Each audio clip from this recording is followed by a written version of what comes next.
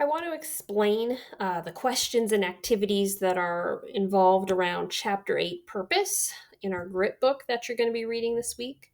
So, first off, when you're reading the whole chapter, you should continue to practice your outlining and your annotating, like we've been talking about for the past couple weeks. And once you finish the chapter, I want you to pause and reflect on these three questions right here and then submit them for your class session.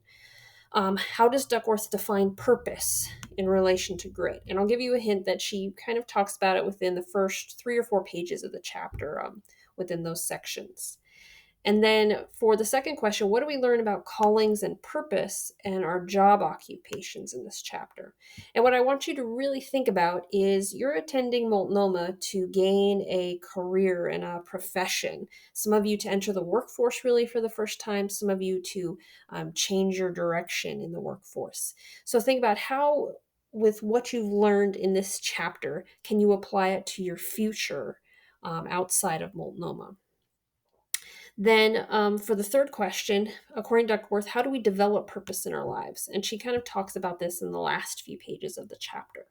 So, if you can answer these three questions, you will get a really good understanding of this chapter and know how to apply it to your life. And that's going to help you with the reading questions a little bit, okay? Because for the reading questions in this question D right here, we're going to talk about this one guy in the chapter, Joe Leader. But before I go to the reading questions, I'm going to have you focus on an outlining and annotating exercise to help you with that. And that's this activity right here. Okay.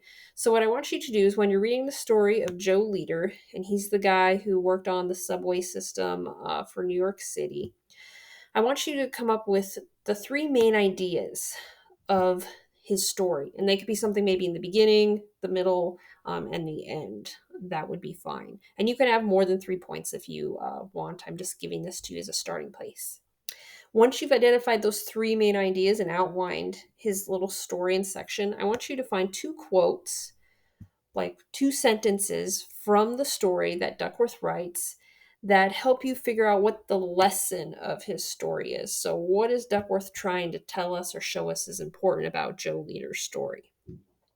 And then we get to that in these two questions here. Looking at your outline and quotes, what do you believe the lesson behind Joe Leader's story is, and what is Duckworth telling us about him? And how does the story of Joe Leader support Duckworth's main argument of chapter 8? So you may have to kind of think back and reflect on this question a bit and figure out what is the main chapter or the main argument of chapter 8. So for that, that's where we could get over to our reading questions again. What is Duckworth's main argument for chapter 8? You can use what you just did for the Joe Leader story a little bit as part of how you determine that. You can also pull on the other sections. Whatever you answered for these questions too can help you with that reading question. So, kind of these questions here in your online class session are meant to work together with these reading questions to help you.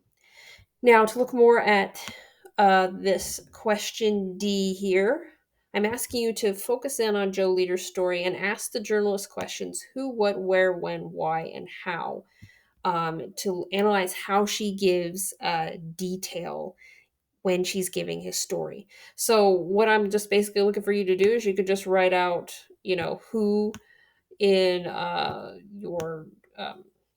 your submission, and then obviously who answers this question of who, you would just answer Joe Leader. So you can maybe give the sentence where she first mentions his name. Okay, so that could be part of the quote that supports this answer of who.